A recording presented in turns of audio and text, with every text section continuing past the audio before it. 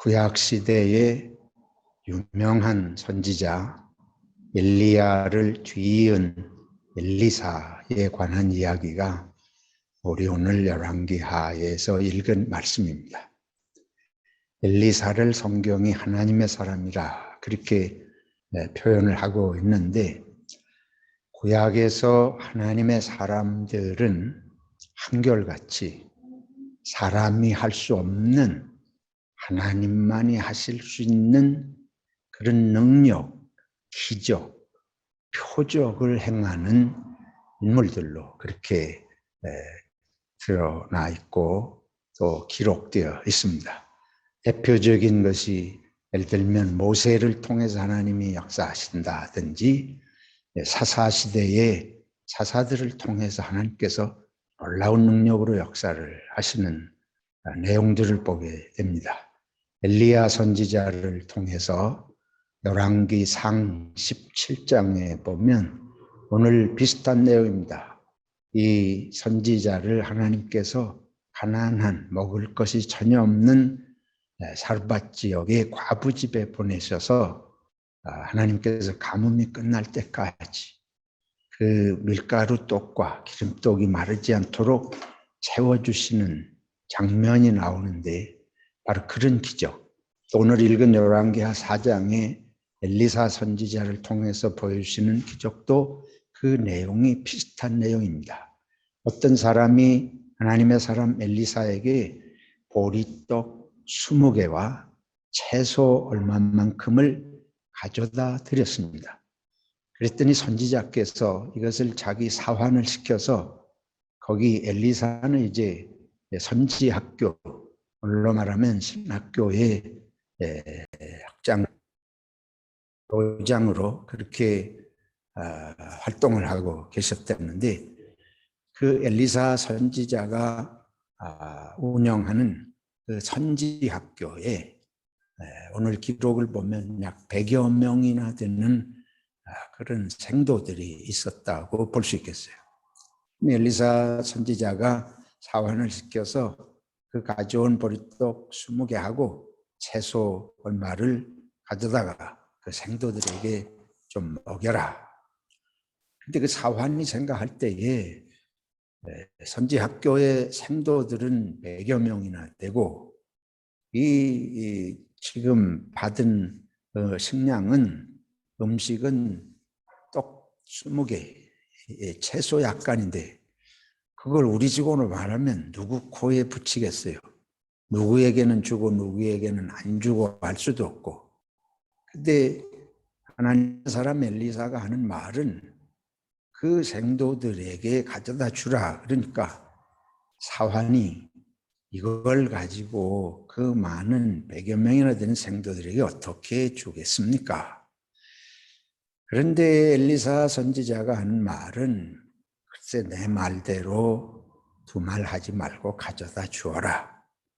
왜 그러냐 하면 하나님께서 말씀하시기를 그들이 다 먹고도 남으리라고 하셨느니라. 우리가 열왕기상 17장에 보면 엘리야 선지자가 그 사르밧 과부에게 그 성문에 도착해서 만났을 때에 내가 시장하니 먹을 음식을 좀 가져다 다오. 그때에 그 과부가 내가 우리 집에 먹을 게 없습니다. 조금 밀가루 남은 거 있는데 그거 가지고 한번 떡 만들어서 내 아들하고 먹고 죽을 것밖에 없습니다. 그때에도 이 엘리야 선지자가 비슷한 말씀을 해요. 내가 죽을 때 죽더라도 먼저 그것을 내게 만들어 가지고 오거라. 왜냐하면 하나님께서 그렇게 말씀하셨고 너희 집에 이로 말미암아 하나님이 충분하게 채워주시리라고 이미 말씀을 하셨느니라. 이런 뜻을 이제 그 사르밧 과부에게 전합니다. 근데 그 사르밧 과부가 그걸 믿고 실천을 하면서 그 후에 엘리야 선지자를 자기 집에 모시고, 자기 집에서 엘리야 선지자를 모시는 동안 그 밀가루와 밀가루로 떡을 만드는, 빵을 만드는 기름이 그치지 않는 그런 경험을 하게 됩니다. 이제 오늘 우리가 요한복음 6장에 예수님께서 이 오병이어로 수천 명을 먹이시는 이야기를 보십시다. 이것도 비슷한 장면이에요. 내용은 이렇습니다.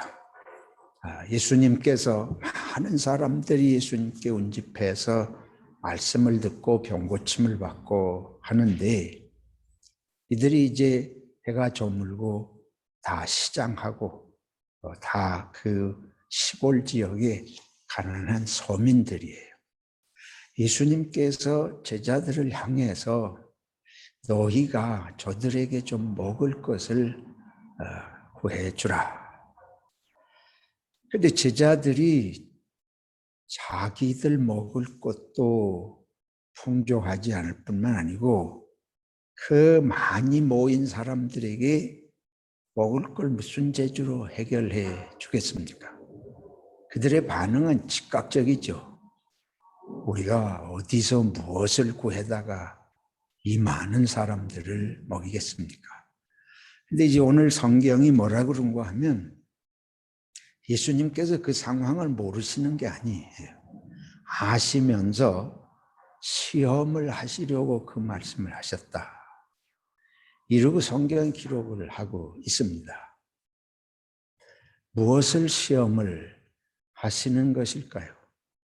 예수님께서 그 상황이 반한데 의도적으로 그들이 이 많은 사람들의 먹을 것을 해결할 길이 없는 걸 아시면서 그런 명을 하시니까 이게 도대체 무슨 뜻으로 하시는 것인가? 이제 나중에 우리가 결과를 다 알죠. 성경 이야기를 다 읽었으니까 결과를 아는데 그 수많은 사람들이 먹고도 남지 않습니까? 그런데 여기에서 이제 주님께서 시험을 하셨다고 하는 건 바로 우리가 쉽게 생각할 수 있습니다. 마음의 문제를 시험하셨다고 볼 수 있습니다. 문제가 발생을 해요. 문제가 발생을 하면 그 문제를 우리가 해결할 수 있을 때는 문제가 안 되죠. 근데 어떤 문제든지 우리가 해결할 수 없는 우리의 능력으로, 우리의 지혜로 해결할 수 없을 때는 문제가 정말 문제가 됩니다. 그래서 누구든지 인생을 살아가면서 인생의 문제를 해결하는 능력, 문제를 해결하는 지혜, 그것만 있으면 인생을 다 살 것 같습니다. 그렇잖아요. 유대인들은 그래서 능력을 구했습니다.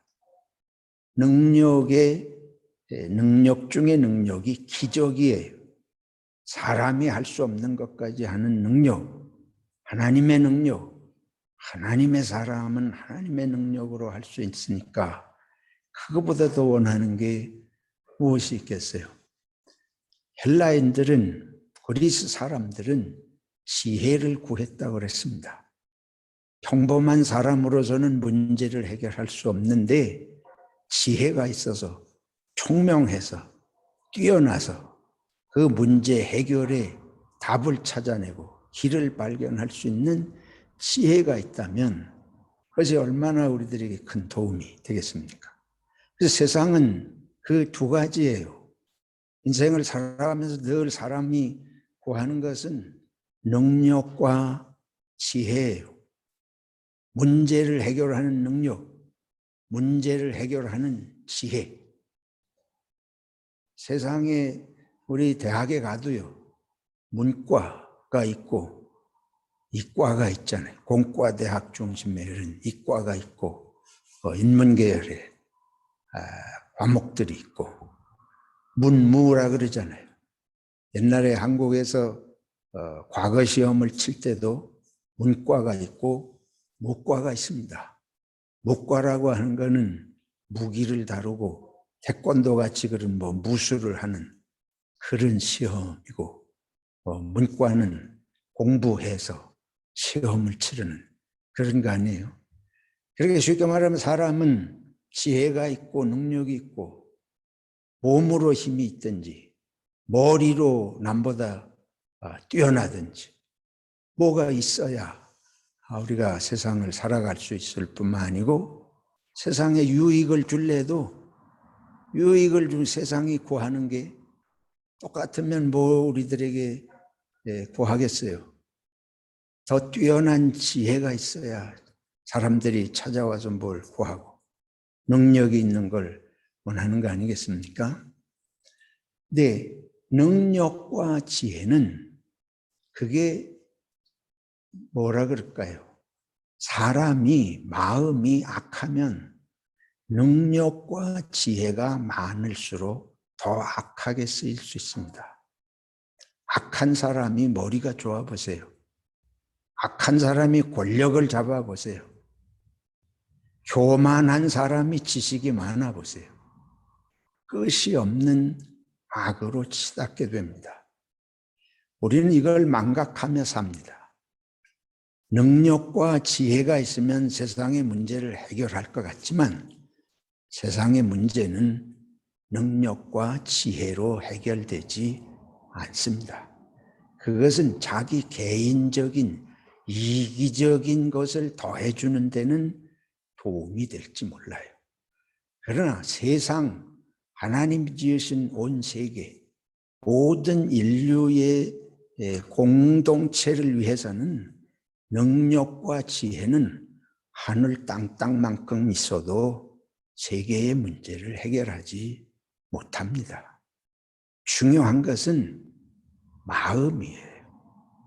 우리가 중국을 생각을 해봅시다. 이미 이렇게 얘기하면 중국 사람들 좀 기분이 나쁘고 중국 사람 다 그런 거 아니겠지만 뭐 중국까지 할 거 뭐 있어요. 우리 한국 사람은 북한의 김정일이 김정은이 같은 사람을 생각을 해봅시다. 이게 핵무기를 개발해가지고 지금 남한에게 위협을 하고 미국을 위협한다고 뭐 이렇게 맞서보겠다고 그러지 않습니까? 그런 무기라고 하는 것이 그것이 악한 사람의 손에 있을 때는 얼마나 무섭게 파괴적인 악이 돼요. 그래서 오늘 우리들이 이 말씀 앞에 서면서 저는 저와 여러분에게 필요한 것은 특별히 우리 기독교인들이 깨달아야 될 것은 세상하고 우리가 다른 것이 무엇입니까?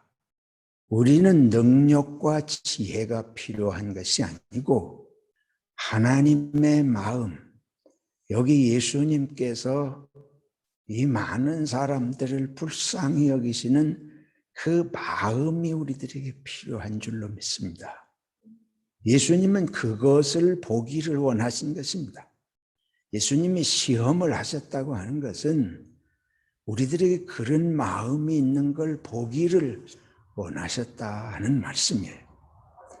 우리 사랑하시는 주님께서 저와 여러분에게 지금 이 시대에 팬데믹 시대에도 마찬가지예요. 팬데믹 시대에도 능력과 지혜로 문제를 해결하고 하려고 하는 것이 세상이 추구하는 것입니다. 의학자들이나 과학자들이나 정치가들이나 뭐 이런 사람들의 눈에는 이거는 병을 해결하는 지혜, 기술, 능력 이런 것들을 어떻게 개발해서 이 문제를 물리칠까? 그거 이상 어떻게 생각하겠어요? 우리에게도 그런 것이 필요하지 않은 건 아닙니다. 하나님께서도 필요하시니까 엘리사를 통해서 그런 능력도 역사하시고 예수님을 통해서 이제 이런 능력도 역사하시는데 문제는 그런 능력과 지혜 이전에 우리의 마음이 더 중요해요.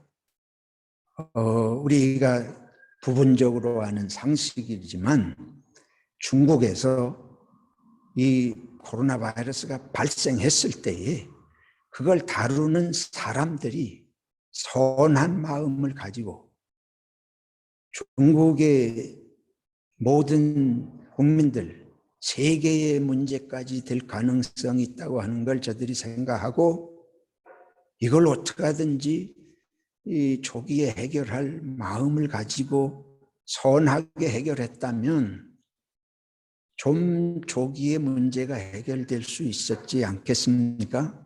우리가 압니다. 그 바이러스가 발생했을 때 초기에 그 바이러스 발생의 경험을 하던 어떤 중국의 젊은 의사가 그 문제가 이게 보통 심각한 문제가 아니다고 하는 것을 알리면서 그 사람이 잡혀갖고 병에 걸리고 또 죽었어요. 그렇게 닫힌 사회, 어두운 사회, 그런 악한 자들을 통해서 세계 모두가 지금 고통을 받고 있는 것입니다. 작은 문제가 커져요.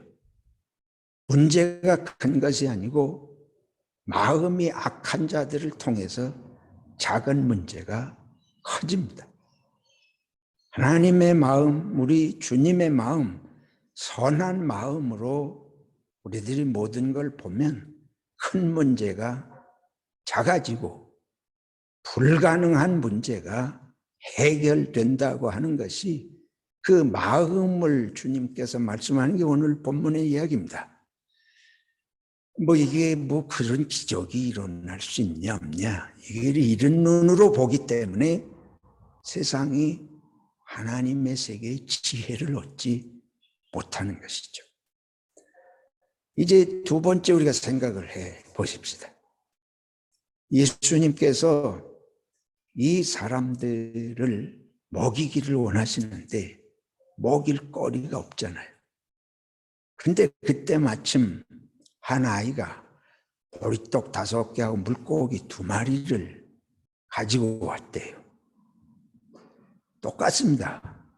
엘리사 때에 보리떡 5개하고 약간의 채소로 어떻게 100명의 생도들을 먹이나? 근데 이거는 100명도 아니고 수천 명인데 이거는 더 작은 5개하고 2마리 가지고 어떻게 먹이나? 근데 거꾸로 좀 물어보겠습니다. 예수님이 결과적으로 다 기적을 행하셔서 먹고 남았는데 그 5개하고 2개가 무슨 의미가 있나? 2마리가.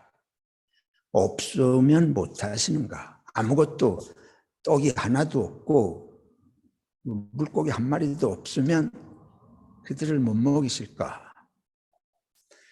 문제는 이것에서 우리가 깨달음을 받는 것은 작은 것이 문제가 아니에요. 우리들의 사고방식이 해결할 만큼 안 된다. 이런 그 벽에 갇혀 있습니다. 내가 생각하기에 이걸 해결할 수 있는 이게 양이 이거 가지고 어떻게 해결해? 한 사람 먹어도 족하지 않은데 항상 생각이 그런 데 꽂혀 있는 거예요. 해결의 방법에 머물러 있다 그 말이에요.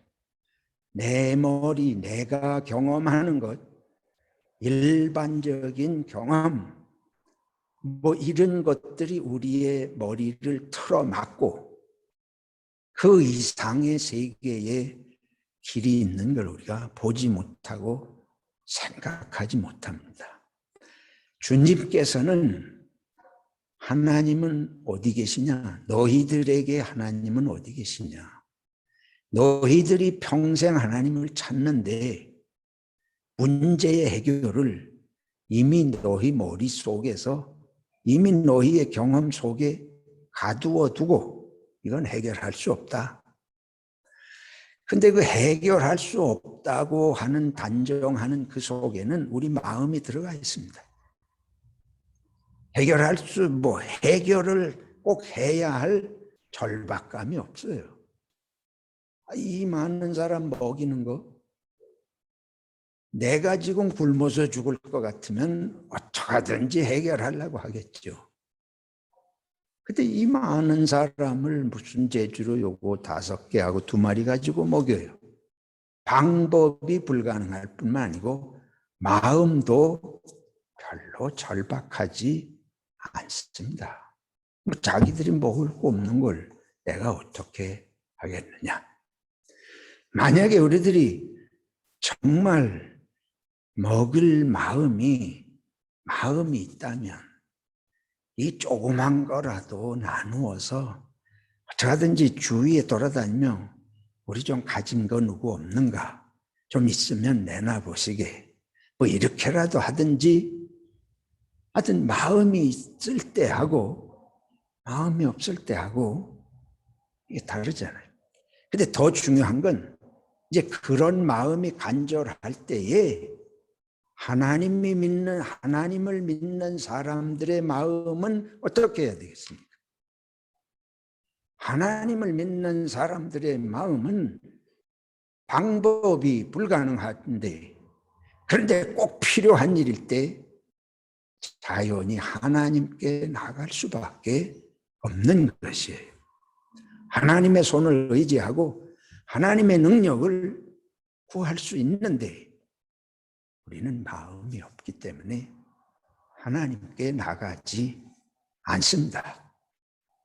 내 문제인 한, 내 목숨과 관련된 절박한 문제가 아닌 한 하나님이 계셔도 하나님께 가지 않습니다. 틀렸습니까?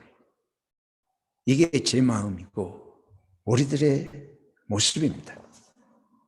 그래서 이 성경이 아주 놀랍게, 이건 기적 이야기를 넘어서서 우리 마음을 뒤집어 놓는, 내 마음을 뒤집어내는 말씀이다.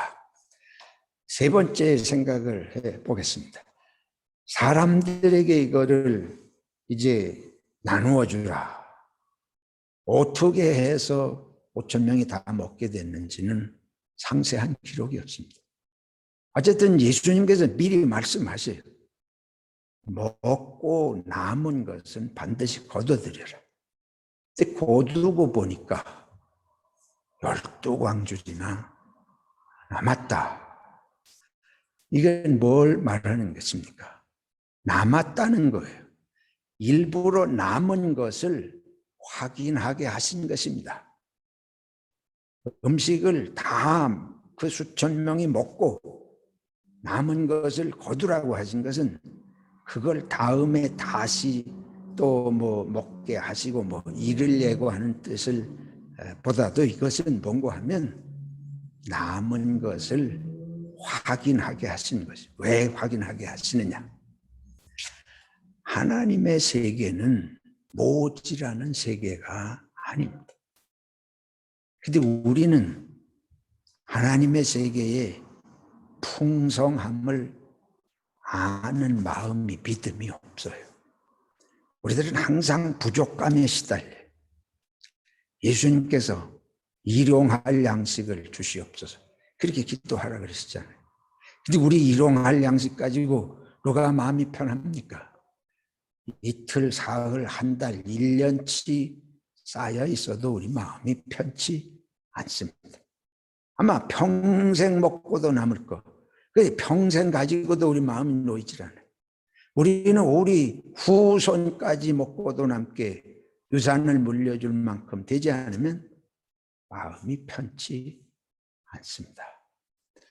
주님께서 우리들의 그런 마음을 아셔요. 하나님은 보리떡 5개와 물고기 2마리 가지고 수천 명이 먹고 이렇게 남게 하시는 하나님, 우리가 매일 남는 걸 본다고 해봅시다. 우리가 그거 가지고 끌어모으려고 하겠어요? 우리는 조금이라도 더 모으려고. 왜냐하면 불안하거든.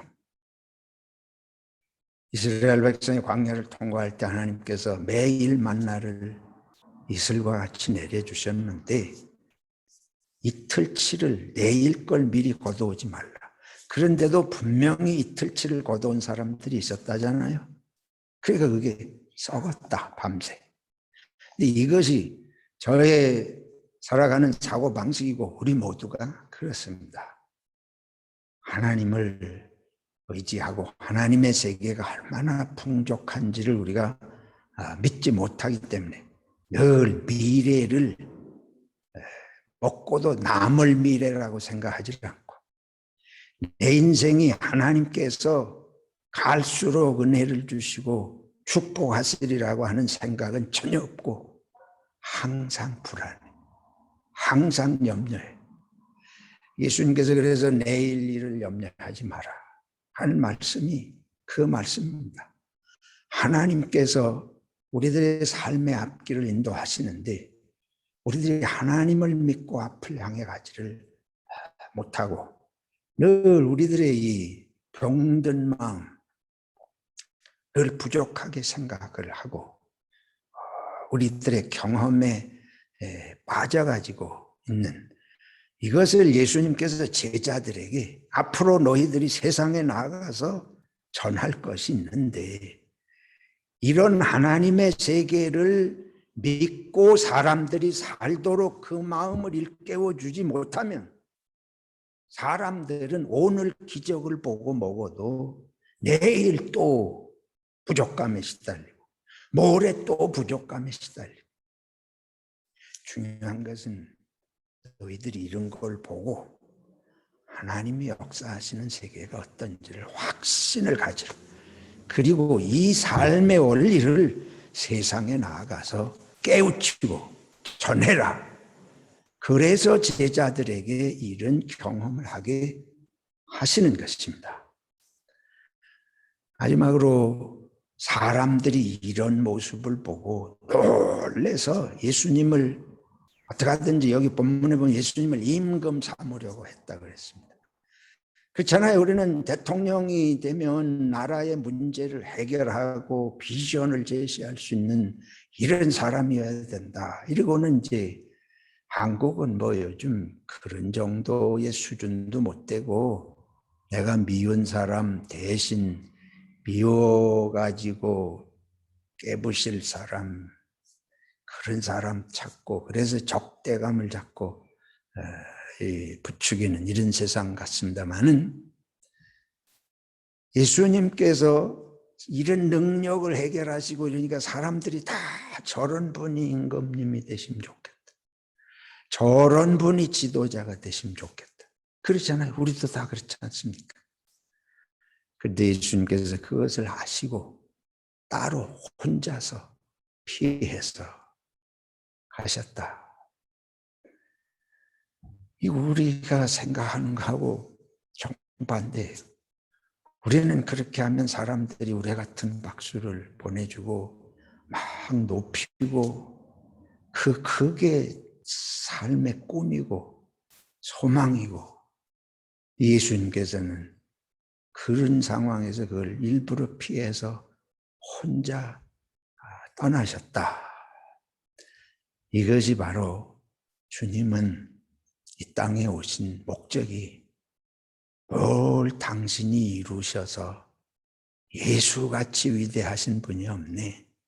이런 소리 들으려고 오신 분이 아니시다. 예수님은 정말 우리 인생을 불쌍히 보시고 우리를 도와주시고 우리를 죄에서 구원하시기 위해서 오신 것이지 당신의 이름이 높임을 받으시고 당신이 존귀한 존재가 되시고 하는 것이 주님이 이 땅에 오신 목적이 아니시다. 근데 아무리 생각해도 저는 예수님 같은 마음이 손톱만큼도 없어요. 이게 우리 인간의 근원적인 우리 모두의 실상입니다. 주님께서 하나님의 본체신데 하나님의 마음을 그대로 보여주신 분이신데 하나님은 우리처럼 능력이 없어서 부족감을 느끼고 지혜가 없어서 안달이 나고 그런 게 조금 생기면 우쭐해져 가지고 말투부터 달라져. 말부터 달라지고 행동이 달라져. 내 신학교에서 여러 해 지금 있어 보면서 여러분 공부하는 거 아무 소용없습니다. 공부하는 거 백해무익. 능력 있는 거 백해무익이에요. 저 사람이 왜 저런 소리 하나? 그게 중요한 거 아니에요. 알수록 교만해져. 말투부터가 벌써 교만해. 가질수록 교만해져. 도움이 안 돼요. 인간성 형성에 아무 도움이 되지 않습니다. 마음이 하나님을 향하고 주님이 보여주신 마음을 품으려고 하면서 배워야 배움이 유익이 되고. 근데 현실은 어때요? 우리 한국은 늘 말씀드린 대로 배우는 게 출세의 지름길이거든. 그러니까 배운 사람들은 전부 출세하려고 배운 사람 99.9%. 그러니까 배운 사람 반드시 교만해. 예외가 없습니다. 배운 사람 옆에 가서 얻을 것이 아무것도 없어. 제가 너무 비관적으로 얘기한다고 생각하실 텐데 사실입니다. 남이 그런 게 아니고 내가 그렇습니다. 그래서 우리는 말씀 앞에 서야 됩니다. 말씀 앞에 아니고는 우린 다 위선자일 수밖에 없어요. 하나님 앞에 서서 예수님 앞에 서서 자꾸 내 자신을 돌이켜봐야 되는 것이 오늘 이 주님의 말씀, 이건 기적의 스토리를 넘어서서 하나님이 어떤 가슴을 가지신 분이신가, 하나님의 마음을 예수님이 오셔서 보여주시는데 우리들이 이 말씀 앞에서 그 사랑의 마음, 우리를 불쌍히 여기시는 마음, 우리가 그걸 깨달아야지. 이걸 자꾸 예수 믿으면 기도하면 기적이 일어나고 오병이어의 역사가 일어나고 뭐 이런 데만 초점을 두면 어떻겠어요? 나는 성경에 예수님의 마음을 기독교인들이 가장 거꾸로 가고 있는 것 같아요. 우리가 말씀도 주님의 마음으로 내 마음을 열어주셔서 말씀을 읽게 하옵소서. 이런 마음이 없으면 말씀도 이제 거꾸로 받아. 예수님의 말씀을 예수님 생각하고 거꾸로 받아. 설교도 거꾸로 받아. 은혜를 줘도 책망한다고 받게 되고. 여러분, 그래서 우리가 깨달을 것은 이제 오늘 에베소서를 읽고 마치겠습니다. 여기에 바울 사도께서 에베소 교회에 간절히 이름을 주신 아버지 앞에 무릎을 꿇고 비누니 그의 영광의 풍성함을 따라, 하나님의 영광이 풍성하다, 그의 성령으로 말미암아 너희 속사람을 능력으로 강건하게 하시오며.